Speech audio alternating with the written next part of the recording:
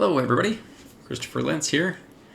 It's been about 6 months since my last video post on becoming a private pilot, and in that video we talked about that I had passed my private pilot Checkride a couple years ago, and some of the flights that I had gone on and things that I had done and to enjoy, having my private pilot's license. And I also talked about, what I was going to be doing in the future after, obtaining that. And so then those things were, obtaining my instrument rating, getting my multi, and then doing my commercial. And so I wanted to give a quick update and talk a little bit about where that's kind of gone and how far along I am and what's still coming up as well. So let's talk about those things. I did start working heavily on my instrument rating. I broke down and just basically took 2 weeks off of work and finished out the hours that I needed to finish, plus a couple of days after those 2 weeks here and there to finish up some of the flights. I didn't really have a lot because I had some instrument hours already and a lot of instrument approaches. Yeah, so I finished those hours, and my check ride is scheduled for next Tuesday. It's currently June 24th, Friday, June 24th. And so in just a few days, really, I'm going to be taking that check ride, and I feel really, really good about it. I've been studying really hard, and, from the flying standpoint, I got down for sure. I feel really, really good about that part. I would say I'm like at a 9 out of 10 in where I feel like I'm at with that. On the studying part, I feel like I'm about an 8.5 out of 10. Mostly because there's just so much to remember, right? I mean, it's a lot of acronyms, a lot of, mnemonics for you to remember, things like grab card, NW craft, just all that stuff, I'm safe, pave, decide, just so many of them just like crammed into one exam basically for the oral. And so I'm slightly nervous for that. I wasn't even nervous until the check ride date was scheduled, and of course as soon as it was scheduled I got nervous, but I do still feel pretty confident about it, because the stuff that I may not know from memory, I definitely know right where to find it. I know which resources to look in, so I'm feeling pretty good about how that's gonna go. The temperatures here in California have been astronomical. It's 100 plus the past couple of days, and it's looking like it's probably going to be somewhere close to that, I think it says 40 degrees Celsius on the day of my check ride, at least in the 10-day weather forecast. So I'm a little nervous about the heat because I'm going to be sweating as it is, just being nervous. So it's going to be interesting to see how that goes, and is the weather just going to be so hot that it's going to be unbearable. The good thing is that my check ride is starting at 7 a.m., which is super early for me because I'm the kind of person I don't wake up until 8:30, 9 o'clock to start work, because I work from home. And so for me, 7 a.m. is going to be pretty early. So this whole past week I've been waking up at 5 a.m., which has been actually kind of nice. It gives me a few hours in the house before my kids and my wife are awake, and I get to have that time to myself, which is very nice because I've been using it to study. And so let's talk about the things I've been using to study, because I think that that's important, right? So one of the big things that I've been using is this guy right here, Pilot's Cafe. If you've done any studying for your instrument rating, you're very familiar with this. I had been studying for the longest time on the old version that I had gotten a long, long time ago, back when I first thought that I was going to, go straight to my instrument rating. But nowadays it is, let's see, how many pages is it now? It's 26 pages. It used to be 12 or 14 or something like that. It's now 26 pages. So those of you who are using the old one, you might want to go back to pilotscafe.com, download the new one, and start studying that, because this one is way more detailed, and from what my CFII says, most of what you'll need to know for the check ride, oral and flying part, is in this packet. So if you know this, and you can understand the concepts with it too, right? Because you have to remember that the DPE is not just testing on rote knowledge; they're testing on like your actual understanding. So that's important, right? That's why it's scenario based. They want to know that you understand it and can apply it. I've also been using, some of the other manuals, right? The Instrument Flying Handbook, Instrument Procedures Handbook, the PHAC, of course, the FAR AIM, obviously. I also have the Instrument Flight Manual from Kirshner, which is really good. I think that overall it's really, really... most of those books are just stuff from the FAA, right? And then probably the other tool that I've been using, I did do Sporty's video series for the instrument rating. That really helped a lot. At least to get like a visual thing, it's far more engaging.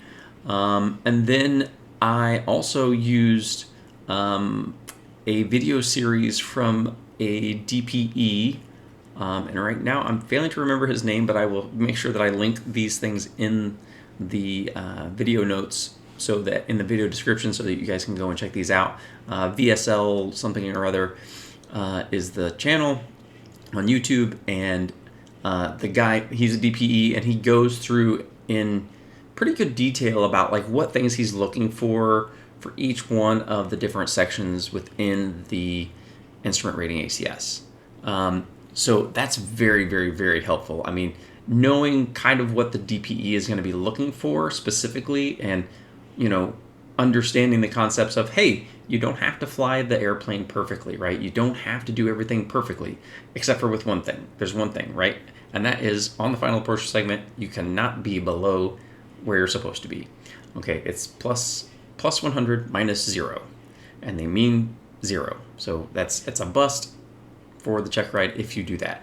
That's the only hard thing that they have to fail you on.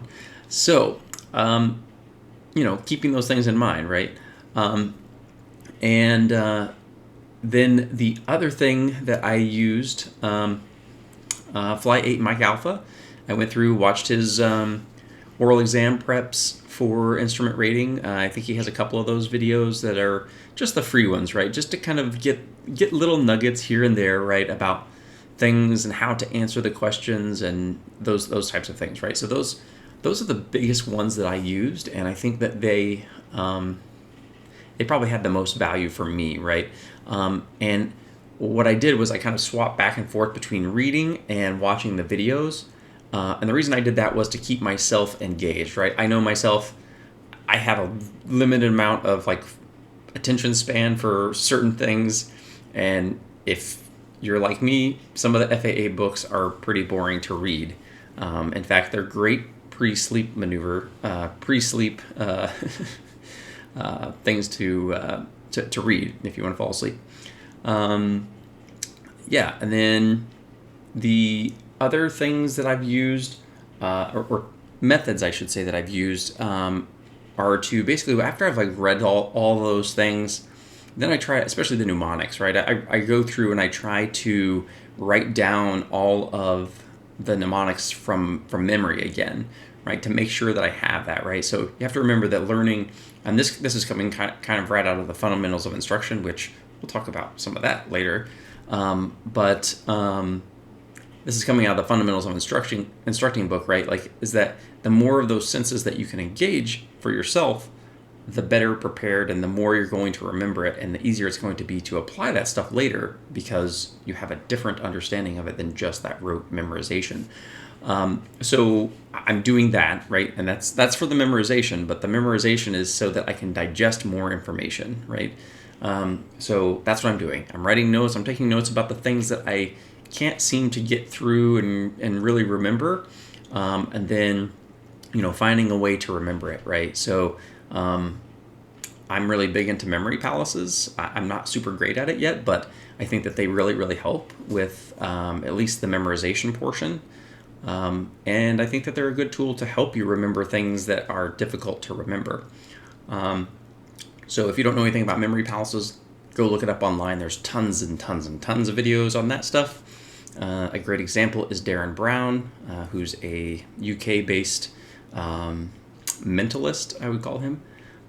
So yeah, he talks a lot about that, and he has lots of videos on how he kind of does it. But anyway, let's talk about the other stuff that's kind of after the instrument rating, right?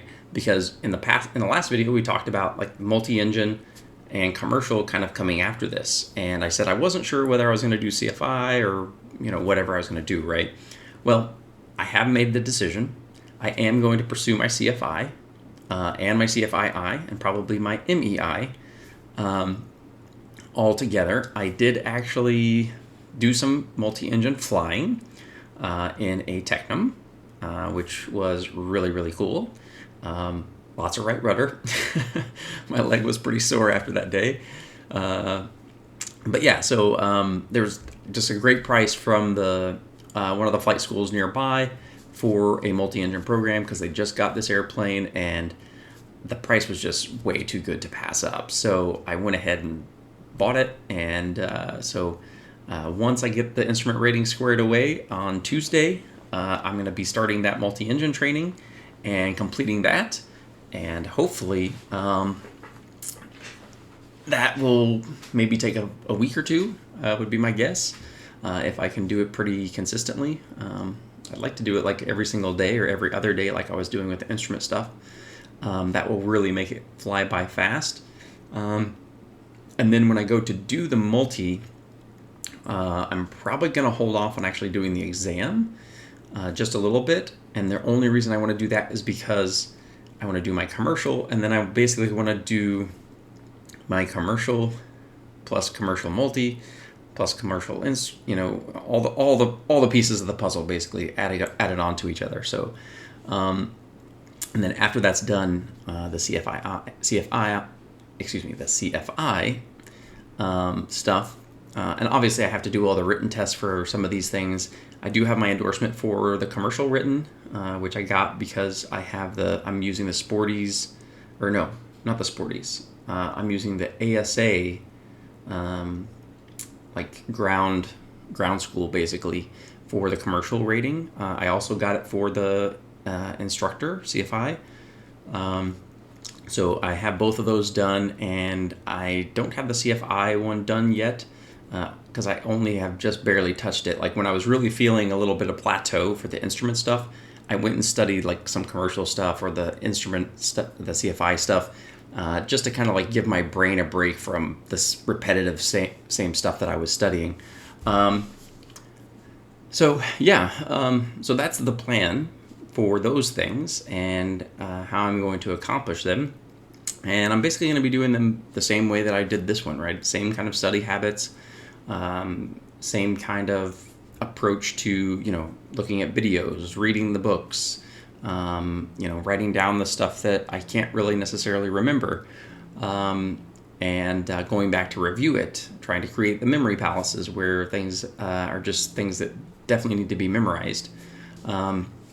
So that's what I'm doing currently, and hoping that that's going to be done soon. My goal is to basically have my CFI at least before the end of the year. I'm hoping to do it in August or September, ideally. And if I have time before the end of the year, I'd like to basically complete the CFI and the MEI.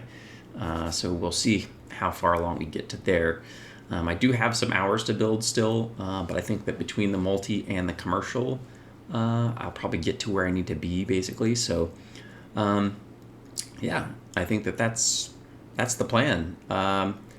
Let me know in the comments below what you think and kind of what you're doing. I'd like to hear your feedback. Let me know if any of this was helpful, and if you have any tips for me. I'm always up for good tips. So please share those with me, and we'll talk to you next time. Thanks so much, and safe flying.